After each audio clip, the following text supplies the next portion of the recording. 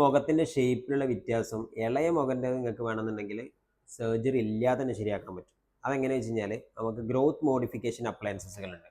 നമ്മളെ വളർച്ചയുടെ കാലഘട്ടത്തിൽ തന്നെ നിങ്ങൾ ഡെൻറ്റിസ്റ്റിനെ കാണിക്കുകയാണെന്നുണ്ടെങ്കിൽ മുഖത്തിൻ്റെ വളർച്ച നമുക്ക് കൺട്രോൾ ചെയ്യാൻ പറ്റും. ഇപ്പോൾ ചില ആൾക്കാരെ ഇപ്പം ഏട്ടൻ്റെത് കൂടുതൽ വളർന്നിട്ടുണ്ട്, താടിയെല്ലുകളുടെ വളർച്ചയുടെ പ്രശ്നം കൊണ്ടാണ് നിങ്ങൾക്ക് ആ ഒരു ഷേപ്പിലുള്ള വ്യത്യാസം ഫീൽ ചെയ്യുന്നത്.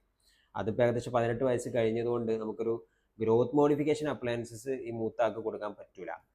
അനിയന് നമുക്കത് ചെയ്യാൻ പറ്റും. അത് ചെയ്തിട്ട് നിങ്ങൾക്ക് ഗ്രോത്ത് മോഡിഫൈ ചെയ്യാം.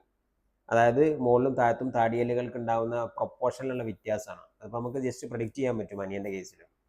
അപ്പോൾ ആ ലെവലിലേക്ക് അത് എത്താതിരിക്കാൻ വേണ്ടിയിട്ട് ഗ്രോത്ത് മോഡിഫിക്കേഷൻ അപ്ലയൻസസ് ചെയ്ത് കഴിഞ്ഞാൽ കറക്റ്റ് ചെയ്യാൻ പറ്റും. അപ്പോൾ നല്ല റിസൾട്ട് ഉണ്ടാവും. ഒരു 6 മാസം മുതൽ ഒരു വർഷം വരെയൊക്കെ നമുക്ക് വെച്ചാൽ തന്നെ നല്ല ചേഞ്ച് ഉണ്ടാവും. അപ്പം അത് ചെയ്താലുള്ള ഗുണം എന്താണെന്ന് വെച്ച് കഴിഞ്ഞാൽ ഭാവിയിൽ ഉണ്ടാകുന്ന ഈ പല്ല് ക്ലിപ്പിടുമ്പോൾ ഉണ്ടാകുന്ന ഈ കോംപ്ലക്സിറ്റികളൊക്കെ കുറയ്ക്കാം.